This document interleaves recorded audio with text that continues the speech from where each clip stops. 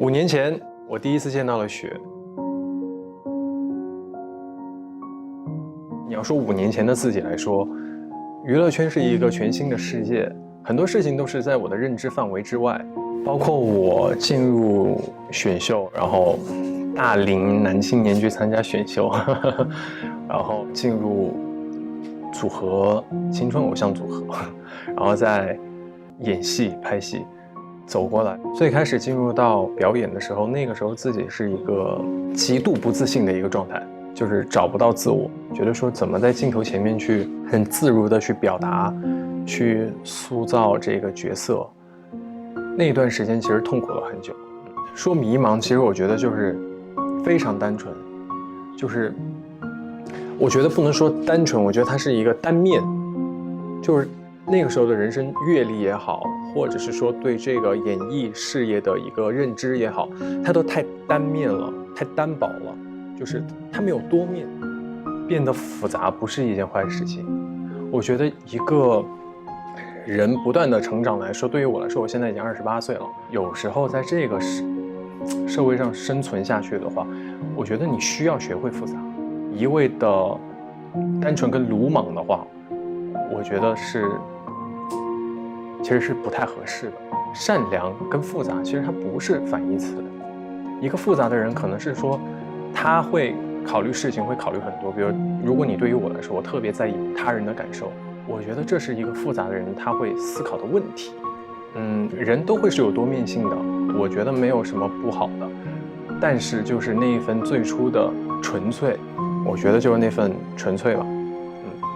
就是永远把自己的放到最低，但是努力的去做好每一件事情。我觉得这个是我一直想要做到的原则。但是现在逐渐适应了这个圈子之后，适应这个节奏之后，然后自己就觉得很多事情其实也没有想象中那么难。我觉得很多时候我们要学会向生活妥协，大的底线之内，我觉得人们要长大，要不断的做出改进改善。所以我觉得只要不触到自己的那个底线，我觉得是可以妥协的，是可以不以为然的。其实它不伤大雅。但是最初的那个坚定的东西不要变就行了。其实我觉得每一个人都算是社畜吧。我觉得就算是你想想，就算是一个公司的老总，他也有他的甲方啊。我的意思就是说，在关系链当中，社会的关系链当中，肯定是一环牵制一环的，没有谁是可以自由自在做自己，其实都是会有被一方牵制，然后再牵制另一方。其实我不喜欢社畜这个词，我是觉得说每一个工作的人都应该努力的工作，认真对待每份工作，不要划水。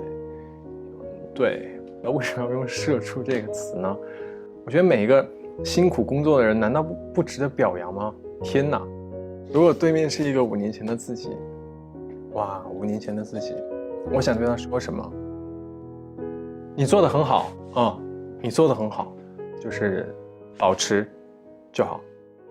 一辈子做演员这个事情我不敢说，我觉得我给不了答案，因为我觉得演员很随性的，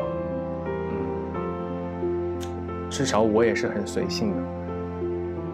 也许有一天我觉得找不到这种感觉了，我会先放下这个身份这个工作，去从事一下其他的工作，然后找到一些灵感也好，启发也好。如果说让它成为我每天要经历的一份工作的话，我觉得是开一个面包店吧。作为一名糕点师傅，每天闻着蛋糕跟面包的香气，它有一种幸福的味道，来自灵魂的考验。幸福吗？我觉得我算幸运的。我觉得幸福这个事情，没有办法去衡量它。